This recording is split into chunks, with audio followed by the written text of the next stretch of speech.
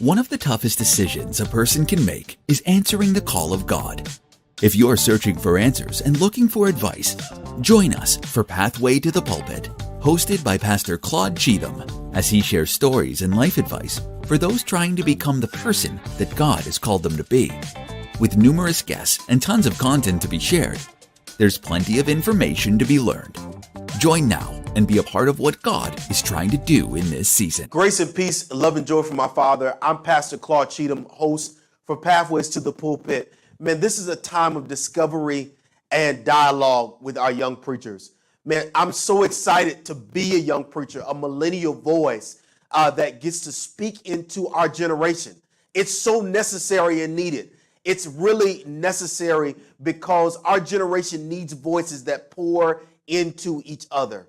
Man, we cannot go anywhere without each other, and we need each other to impact each other. And that's what Pathway to the Pulpit is. It's a time of discovery and dialogue to where young preachers will hear the wisdom of seasoned senior pastors that have traveled this path, that will be able to dig back on years of old and share their wisdom, share their experiences in their first church, share their wisdom throughout seminary, share their wisdom on how they manage life, how they manage their marriage, how they manage their personhood.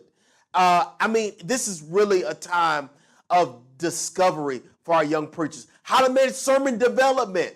All of these things we will cover. Womanist theology. We will have times to where we will share with young preachers things that young preachers may not have heard. Pulpit decorum. All of these things we will share in Pathway to the Pulpit. And all we're missing is you. You got to join us. You don't want to miss these times of discovery and dialogue. The only thing that's missing is you. Look forward to having you.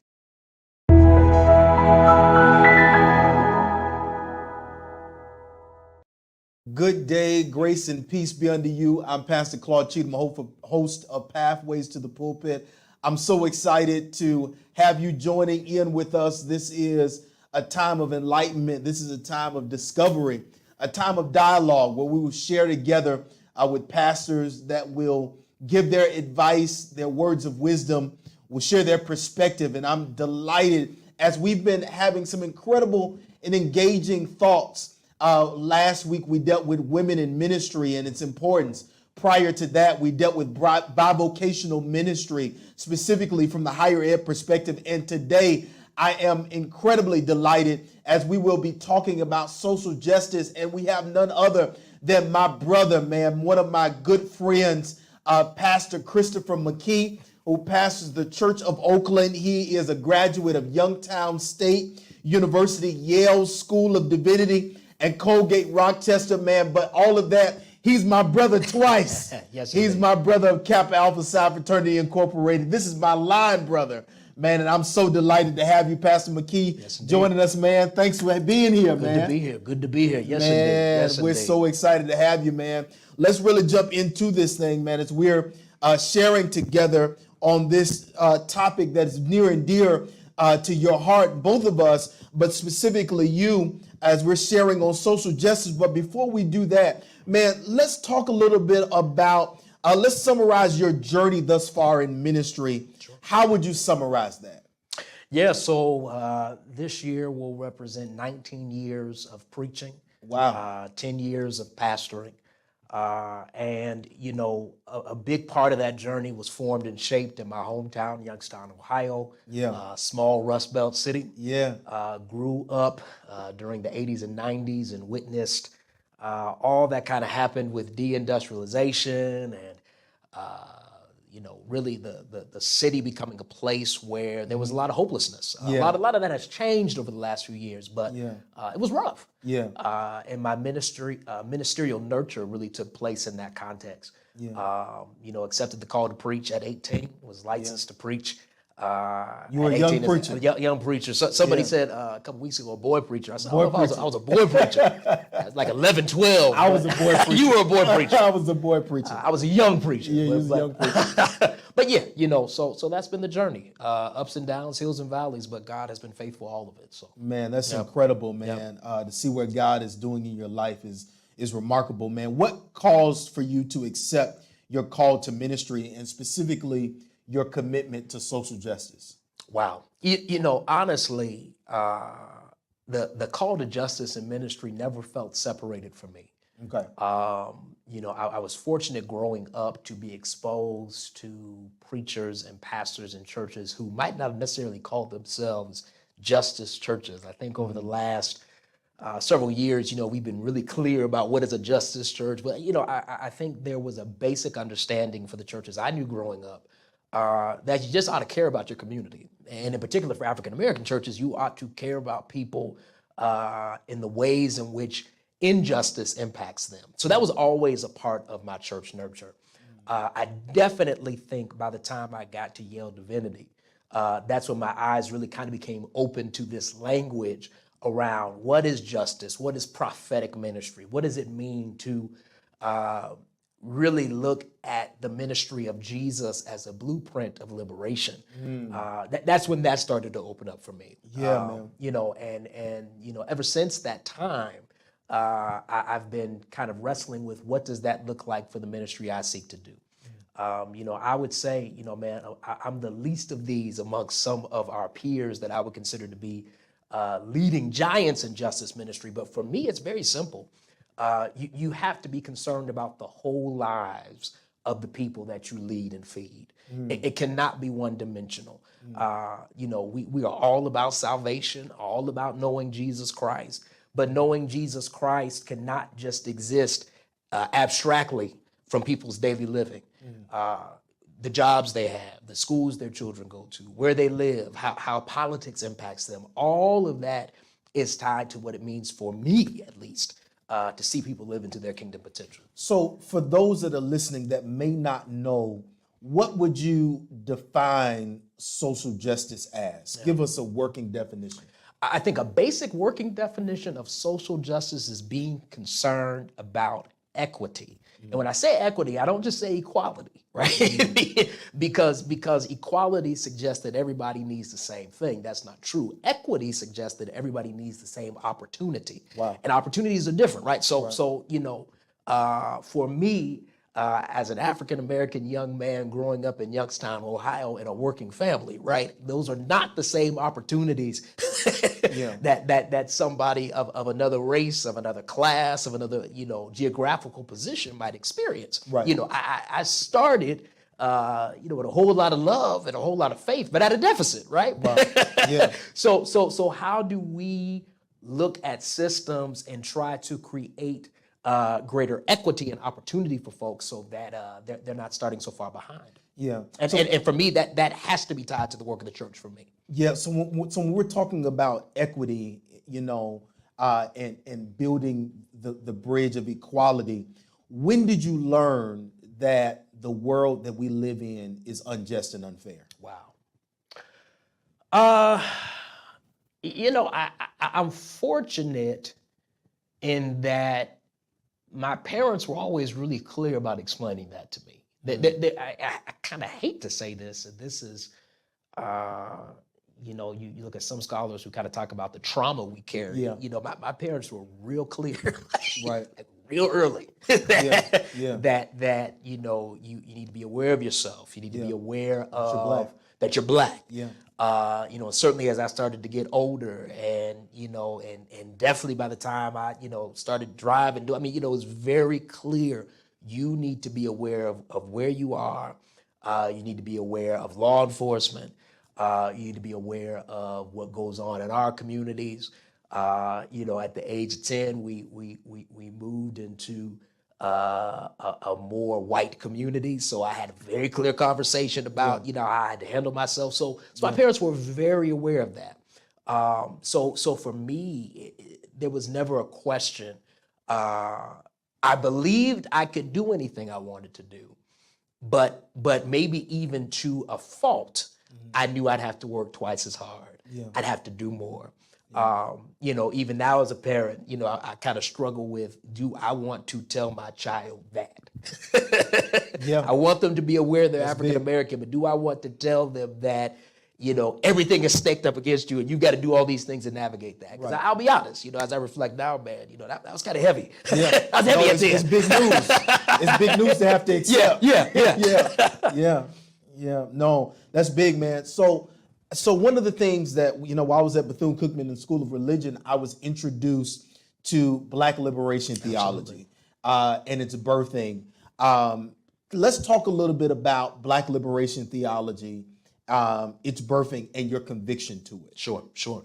Well, of course, we've got to go by way of Cone if we're going to have that conversation. We have to start there, at least for the modern academy's understanding of such. And then we would argue, that work is built on a legacy of African Americans, or even if we want to start with Africans in America, reinterpreting Christianity and the faith of the Bible for the sake of how can I be free? Subverting even, the theology of slave masters that would say this is supposed to be a source of docility and this is supposed to keep you in line, and being very clear, that's not what we hear. Even if we can't read it, that's not what we hear. Right. We hear something different. And certainly, as Cone brings us into that legacy over the last several decades, he was such an icon in that arena, and we are all indebted to the work he put forward around how do we take a notion of being Black and Black power and bridge that with our theology, and it becomes a source of freedom, especially because, as we looked at what was happening at that time, as the civil rights movement was kind of moving into the Black power movement, the conversation had to be more of us just not being respectable Christians, although I'm all about being a Christian, but are we going to push this faith to bring power to task and say, not only that, can we find the struggle of Black people in the narrative of the Bible? Yeah. Which, I would agree we do. I know you would too. Absolutely. It's absolutely our story. Yeah. No, that's a big thought, man, which really helps to shape where we're headed next, because as young preachers that are trying to find their theology and, as one writer would say, keeping one ear to culture while still being Christ-centered. Yeah. How does Black theology change your preaching? And should you find an ethnic approach to every sermon? That's a really good question. I think to start, everybody has to be comfortable with their particular voice. I think, and that even kind of what we said earlier about this demarcation of, are you a justice church or are you not? Talk a little bit about that. I think we have to be careful. Number one, everybody's ministry is going to look a little different. I think that's something that we have to embrace. I also think, though, even acknowledging our diversity,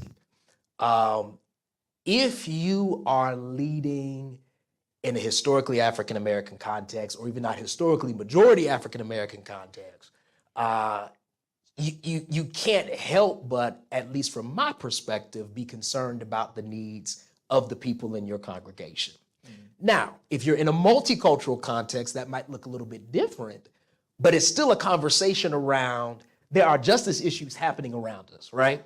And even if the room represents different cultures and different backgrounds, we ought to be having a conversation about how is this impacting the least of these? Where is the greatest amount of pain?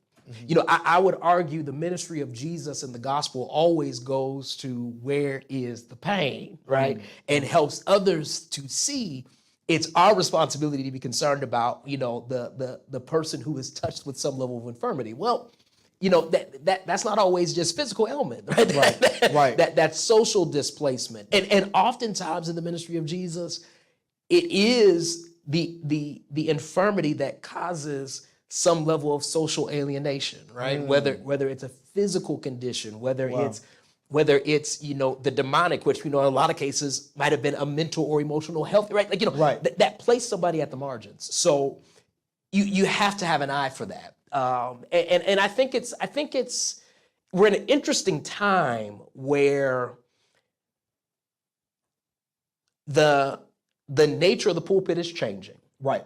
The nature, of even kind of how we, how can I put it? Even the aesthetic of the pulpit is changing. The way we even talk, the way we even, Yeah. So, but I think you can still have a relevant edge and not change the substance of that message.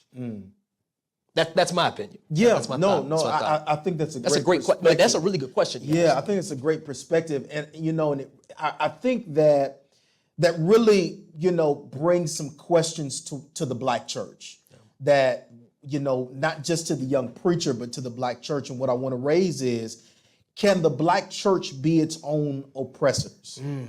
And is the discrimination in our churches that we see, will the young preacher have to address? I think the quick answer to that is yes. I think there are areas where we have had historic blind spots. Talk a little bit about some of those blind class, spots. gender, sexual identity. I mean, there are ways in which folks have been marginalized in church. You get into some very tough conversations about some theological positions, some doctrinal positions. We get into some tough conversations around what does a more quote unquote progressive or liberal theology look like versus a more conservative one. But I think at the heart of all of that is we have to first check ourselves around the love ethic. We are supposed to be known by our love.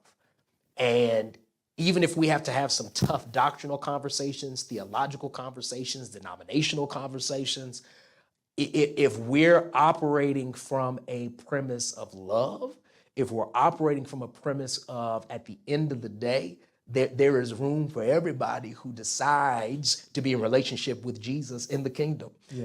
And we might not all agree, and we might not all see things the same way, but am I Christ follower enough to say I at least have to acknowledge, let's go ahead and we got to call it as men, as male preachers in the African American church, we have a particular position of privilege. Now we might not have that privilege outside those doors, but inside the doors of the African American church, we hold a particular level of privilege. And are we aware of the ways in which that privilege, again, sometimes sidelines, pushes to the margins, and strips folks, and that's really important. That's really important. I mean, even especially around, we're still arguing about the place of women in ministry. Yeah, it's still a big issue. It's still a big issue in the church. Yeah, again, for me, that's a very clear answer. But for some, they don't see it. And if we can't have that honest conversation about, women holding most of the positions in leadership in most of our church, if it were not for the women, right? Yeah. But Where would the church be? Where would the church be? But yet we're still trying to say that women can't pastor. Again, that's an example. With male headship. Or pastor with male headship, right? Yeah. That is a clear example of the ways in which that oppression is working out. So it's clear that the young preacher will have to speak to the oppression, not just in the world, but in the church. Absolutely. I'll say, when should the young preachers take a stand against what he or she believes to be injustice? And what would you say to be the most effective way to do that? That's a really powerful question. I think, and I would say this to any preacher, always be aware of your role. So, for example, if you're, it depends. Some young preachers are leading their churches, leading, senior pastors, what have you, lead servants, whatever. That has a particular set of responsibilities where, how can I say it? You have the liberty to be very clear about, make sure you know your church context. Right.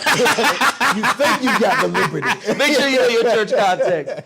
But let's say all things being equal, you are in a congregation where, your justice DNA matches. You're in a position where you can really lead from the front around that justice. Yeah, DNA. then you do what you do. And you can lead in that way. And I would even say, there are ways in which through preaching and teaching, we cannot forget foundationally, our greatest prophetic ministry, especially if you are leading a church, it's not just what you do outside, but it is the way in which you communicate scripture and Bible to your congregants. That's really important, because that creates the language and the culture. If you're in in an associate or assistant role, or serving on staff at a church, I think it's really important to have clarifying conversations with that senior servant, so you can know where are we on these issues, because we just can't assume everybody's on the same place on every issue, Right. and I think that's probably. How do you have those conversations? I mean, I would say this: if you're coming on staff, and even in your interview process, you might just I don't know, you might not get the opportunity maybe, but I would say if you have some serious convictions around certain issues, what you don't want to do is come into a context and think, and especially if you're in a secondary position, that you're going to change the context. Right. I would say that around any cultural issue, if you're coming on the staff of a church, you got to make sure, at least for the most part, is this a space where I feel like I could grow, where I feel like I could be a part of the culture, and it matches some of my core convictions. That's really important. But then there's another piece to this too, and I think this is something that even in some ways the generations behind us are doing a phenomenal job with is, don't forget your virtual presence too. Right. I think there are ways in which we have a generation that can reach people in very unique ways. And that does not have to be limited to, a pulpit opportunity. You know what I'm saying? Yeah. It could be blogging, it could be writing, it could be, utilizing those spaces to have your voice for advocacy, if that's where you feel led. I'm one to say everybody might not address every single issue. But I do believe if you have some commitments around justice, where's that spot? Maybe it's education. Lean into that. Maybe it's hunger. Lean into that. I'm really committed around mental health and emotional wellness. Lean into that. Yeah. Where are those? You did your dissertation? Yes, I did. On holistic health amongst African American clergy, from the premise that as a people who have dealt with generations of subjugation and injustice, that there are scholars who talk about we carry that trauma in our genes. Absolutely. So, even that is a justice ministry. How do we preach to people? And I might get in trouble with some folks, but that's why even in my ministry, I'm pretty clear about my job as the preacher pastor is not to beat up people. Right. Because we're beat up. Right. And have been for years. And have been for years. We've been beat up by structures and systems, and to kind of go back to that question about of oppression, right? So to come into church and then get beat up again. Yeah. And that doesn't mean there's not room for, how we admonish each other to live, godly lives and to live out a Christian ethic. But on the same note, there also has to be a very clear understanding of God's redemptive love, and that I'm on this planet for a purpose, that I mean something. And even if I have some cracks and fissures and issues, I am still loved of God. Yeah. That is for Black people, that's revolutionary. Right. It really is. I mean, that is really, and still, even in 2022, that is revolutionary good news, that no matter what this world might say about you and your humanity and your person, you matter to God. Wow. Man, thank you so much for your perspective, man, and your outlook. We got one more question that we'll raise and we'll get out of here. What happens to the church if we aren't producing young preachers that are socially and civically clear? Well, I think one thing that happens is we are dealing with a generation that does not, this was several years ago. Dr. Otis Mouse III talked about the post-soul generation. That was 15, that was years ago. Yeah. So we're like at the post-soul generation, Post-soul, right? yeah. So we're dealing with people who really do not have the cultural commitment that my parents, your parents, our grandparents had to church. Right. It was a way in which their lives were connected to the church, not on, not just on some doctrinal belief levels, but just socialization. Yeah. Yeah. Church was a part Church of the way was a they part lived. of their socialization and Yeah. who they were and a part of the community. That is not a guarantee anymore. It has not been a guarantee for some time. Yeah. So here we are now, especially over these last few years, whether we talk about the movement for Black lives, and then you put COVID on top of that, and you put on top of that, just what we've been dealing with politically over the last several years. If we cannot speak, and again, I'm one to say, if you don't know everything, let me put it this way, if you don't know what you're talking about, then maybe you need to be quiet. But what you do know, you need to speak to, right? So even if we just start with the issue of voting rights, right? We are dealing with a system that is beating us up, and the young people that we desire to be a part of our congregations know that. Right. They're living clear it. on it. They're clear on it. Yeah. And they're looking at us saying, what is the church going to do about it? Right. Now, I don't think, I will always say, as someone who loves the church dearly, I think the church unfairly sometimes gets critiqued because there's a lot of work we are doing that sometimes people don't know. Right. But on the same note, we have to ask ourselves, if we are dealing with people who don't find any relevance in what we do, if it's not connecting to their lived experience, we have to ask ourselves, are we communicating the gospel in such a way that they are hearing it in their own language, right? Is that not the message of Pentecost, right? Yeah. Right. That's the message of Pentecost. The message of Pentecost is they heard the word of God in their language. So are we speaking the language of a generation that needs to hear, again, hope and good news, needs to hear that they're loved, needs to hear that the church is not just, although it is, a place where we gather and we publicly worship and glorify God. And as we're doing that, we're empowering each other to build out those things that are going to help build our communities, which is our legacy. Yeah. That's our history.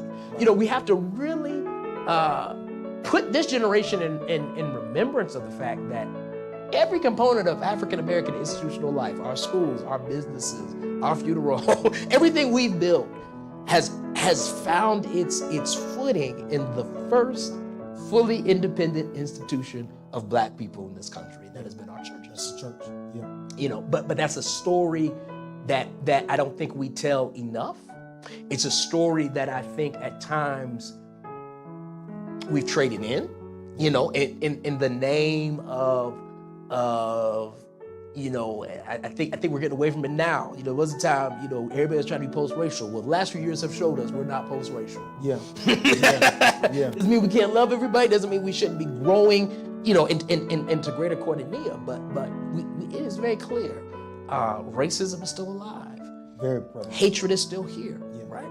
And so telling the story of how we got here, I really do think can be relevant to young people who, again, might not even, they don't know that. They don't know, they don't have a connection to it. So that's important. Man, thank you so much for your wisdom. Thank you for challenging us to be socially and civically engaged and conscious of where we stand in those issues. And man, we appreciate your outlook and your perspective, man. And thank you for pouring out, man.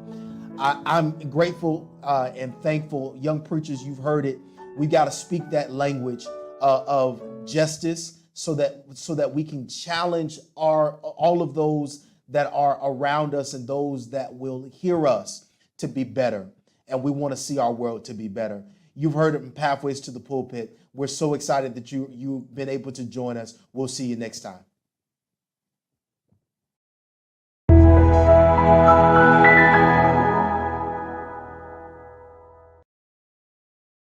Jeff Kennedy once said, ask not what your country can do for you, but ask what you can do for your country. All that is simply translated into is I want to be here to help you grow. I want to grow with you. I want to be your partner as you're going through this process of the pathway. It's a journey. It's an experience, and we can grow together. Let's connect. Let's connect on social media. You can find me on platforms such as Facebook and Instagram at CDC2 Speaks.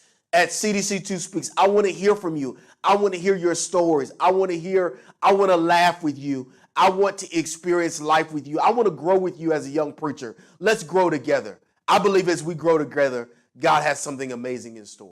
You have been watching Pathway to the Pulpit, hosted by Claude Douglas Cheatham Jr. of Edward Waters University.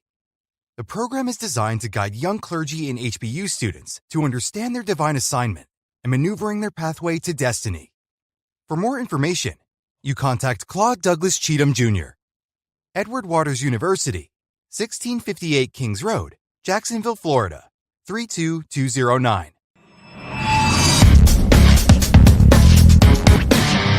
Dreaming about having your own podcast? Want to share your thoughts and ideas with the world but don't know how to do it? Maybe you're excited and committed but don't have a good space to record. Would you like a professional environment to produce all of your podcasts? Well, we have the latest technology from 4K to HD and various set layouts from green screen rooms to live studios. The Inspire Network is an actual television station where our studios are available for rent and we offer editing suites with the latest technology. We have a makeup studio and beautiful spaces to prepare for your show. Don't forget to ask about our convenient photography studio to capture professional headshots or redefine your new look. Our state-of-the-art facility is intentionally laid out to accommodate your multimedia needs. To sign up for this 2-day media camp that will offer advanced media technology training for creative minds, you will learn all the ins and outs of production and media. Go to www.learntv.today. Dr. Jackson and his team will bring 30 years of a wealth of knowledge to the table. Whether you're a beginner or advanced media professional, you will go to another level. Remember, there's limited space for this particular training.